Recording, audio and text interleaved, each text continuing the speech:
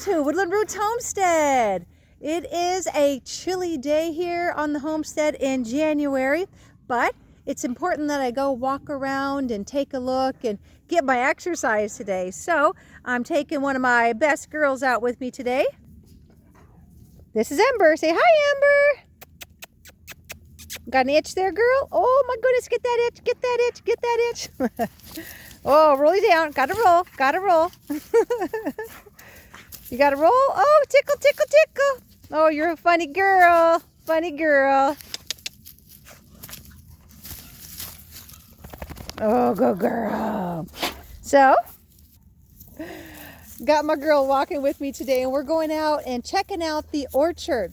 Now, we planted an orchard when we first moved here 3 years ago. We really knew it was going to be important to have apples, pears, peaches, all those things. So we wanted to get a jump start on that.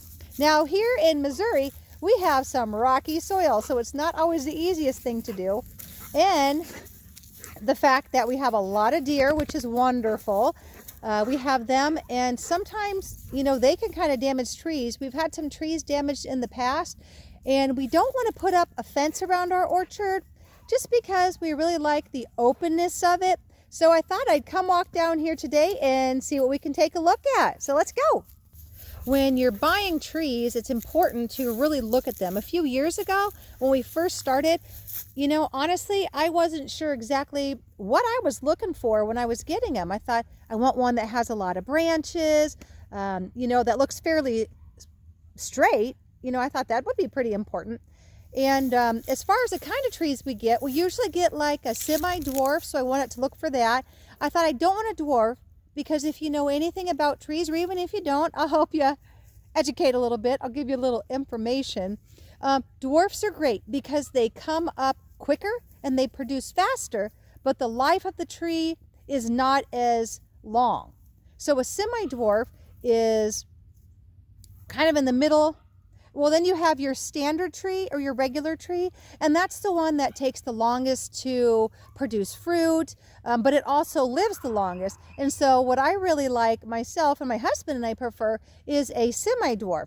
That way you have a tree that produces quicker, but it has more longevity to it. So I really like that. So that's kind of what we've done on our homestead. So let's go ahead and see a few of the other ones that we have.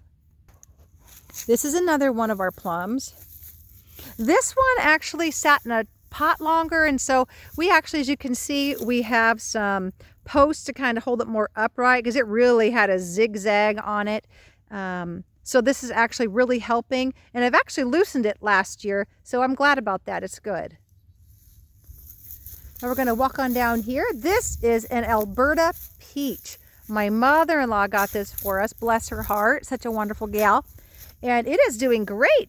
Very interesting. I don't see any problems with it. It looks fabulous. It is only 2 years old. It is really getting to grow. Oh, beautiful. Interesting. Look, I'm seeing some buds that look like they're trying to form on there. Can you see that? Oh my. Huh. And it's just January. Hold tight, girl. You got a long time to go before spring comes. A couple more months. Over here we have one of our pears. Oh, it's got some long arms that are coming out. Look at that, the branches. Oh no. Oh no, we've got some deer damage. It looks like deer rubbings. Hi, baby girl. Hi, hi, cuteness. Where's my baby? How's my baby? Good girl. I see that. Okay. One thing on this side too. Not so good. Hi, sweetheart. Wow. Hi, baby girl. Oh, Ember's such a good girl. She's such a good dog. Bernese mountain dogs. You gotta love them. So I see this here, and that's some damage also. This isn't good because we could get some, I believe it's called skirting when it goes around it, and that can actually kill the tree. We're going to have to go ahead and probably get something on that, and I'll probably check with a tree company actually to see if there's anything else, you know, that I can do with that. So, hopefully we'll have something we can do. This tree is 3 years old, and I'm really liking this tree. It's been doing good, and I was actually expecting it to produce fruit this next spring. So I sure hope so. We're going to go ahead and move on and see what else we have. Another beauty. This is another one of our pears. I planted this one. I say I, the hubby and I, we planted this one. You know, we moved here and within 2 months I had 5 trees in the ground. This one looks great. Oh my goodness, look at that. I don't see any problems around it with the deer. Ooh, hallelujah. It's a good thing. That one looks lovely. And this is actually the oldest tree that we have right now. And it looks really good. It's so interesting how the deer decide, oh, I want to eat this tree, I don't want to eat that tree. My kind of thought on this one is we have a little trail that I just put through this summer that kind of goes around some berry bushes and things, wild berry bushes. We have a lot of beautiful wild growing things. And so we cut a trail out there, and I'm wondering if that other pear tree, which has never been touched by the deer before, have come on because they followed that trail over, and that's where that pear tree is. So that's my guess for that other one. Let's go see what else we got. Well, we got another peach tree right here. And this one actually has some blooms on it too. Interesting. Can you see that? I can see some buds on there. Not blooms, but buds. I can see buds. Huh. You know, we did have some warm weather, but we also had some, we've had some very, very cold. So, but it looks like it's not going to bud out again right now. So it looks like those are kind of, yeah. So we're looking down here. Oh my goodness, another one. Okay. They do have these protective type of plastic sleeves they can put on here, and I'm gonna have to go get some. It looks like the deer have, oh my goodness, the deer have really ravished the fruit trees this year. Oh my goodness. Oh, and look what else we got going on down here. Oh, we got some broken limbs. There's a broken limb off right there. Can you see that? Right there's a broken limb spot. And then we also got right here, that one's broken. It's not off, but it's broken, and so is that one. Oh my goodness. Definitely some work we're gonna have to do this spring. Hello, Missy. Yes. So we got one of these sour cherries, if you will. It's a pie cherry tree. It's small. I got it at the Amish produce auction a 2 years ago. This will be 3 years actually this year. And it looks good. We've had the deer eat some of the little limbs off of it. It hadn't really grown a whole lot. I think when I got it, it was probably, oh, I'd say maybe 1.5 to 2 feet high. So it's definitely gotten bigger, but you know, not much, I'd say. And then we have over here, and this is another one of the pie cherries. It's still same type of situation, not very big, not super big. If you can see it, here's me, and here's this. So as far as height-wise, it's almost as tall as me. Not quite though. And we've got an apple here. And as far as this apple, it's leaning probably, well, it's leaning quite a bit. So I'll probably have to do some pruning this spring, early spring, because it's a gorgeous tree, but it just, you know, it doesn't stand upright very good. This is the main, this right here is the main branch on the trunk, and it's just bent over. Now this one did produce 1 apple for us last year. I know that's not very much, and we didn't eat it, but gave it to the chickens instead. I'd like to have stuff to let it grow and give it a chance to develop. So the first few years we don't eat the fruit, and that's the case. Oh my, we're coming up to another tree. Look at this one. Now this looks awful. Look at the deer rubbings on that. All these bucks have gone crazy this year. Oh my goodness, that is terrible. This looks very, very fresh. You know, I thought on one of our trees I saw something about 2 weeks ago, but not as many as I'm noticing today. This is just awful. Oh my goodness sakes. Oh, and that's so up high. Now I've never seen quite so high before. Look at that. That's not at the very bottom of the base of the trunk. It's like we're starting to get up. Now definitely it's within height of antlers and things. Oh, this was a nice tree too though. This one's really getting pretty good. I'd say this guy's probably, oh, I'd say 8 feet tall at the top, maybe more. Now we got some babies we just put in this last year. And this is an apple tree. I'm looking down here at the bottom. Look at that down there. I have never seen this before. Let's go ahead and see if we can take a peek at that. It looks like, now that's low. See, we have a cage around it. Can you see that? There's some fencing around here. I didn't want the deer to come and chew on our new trees, so I did put something around those. But look at that. Oh my goodness, some rodent or something has been chewing on that. Very interesting, very interesting. Here's our other new little apple that we had put in this year. Well, last year in 23. You know, it's still small. And these came from Stark Brothers in Missouri. And you know, you get them and they're sticks. They're literally nothing more than sticks with the bottom has roots, and then they just have it in a little bag wrapped in there. It's not really wet. It must be slightly moist inside the bag, but honestly, it's just, you're like, oh, I got a stick. You know, I just paid $55 for a stick. But, you know, again, that's where that beautiful Alberta peach I showed you came from, and it just took off. We also got another one from them the same time, another Alberta peach, and it just died. And then the replacement one just died too. So that was quite disappointing. But, you know, they do have the guarantee if you have one that dies, then they'll replace it once. So it didn't really help out that one, but one of them is just doing phenomenal. And then, of course, the next one didn't make it. But that's where these all came from.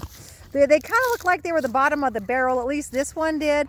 But hopefully, you know, just bless it and it'll grow and it'll be fantastic. We just do the best we can with them. So speaking of that, I think it's really important to look around when you are looking to start an orchard, or just even put a couple fruit trees on your property, whether it be your urban home or urban homestead, or if you're in the country. You know, we don't have a ton of trees, but we do have, you know, I'd say probably 16 of them. They're all small. All of them have been put in the last 1 to 3 years. So none of them are big yet, or like I said, producing a lot of fruit. We had one apple tree that gave us 1 apple last year, and we had our 1 pear tree that gave us 1 pear last year. So, but you got to start somewhere.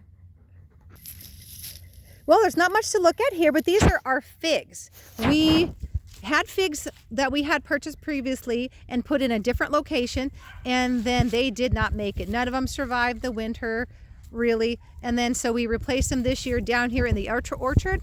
And this year we thought, what can we do to help them? So we put a lot of straw around there. My husband did that, and the boys, they did a great job. And then we have over here too another one. Again, lots of straw around it to try and keep it insulated, and hopefully it will weather winter well.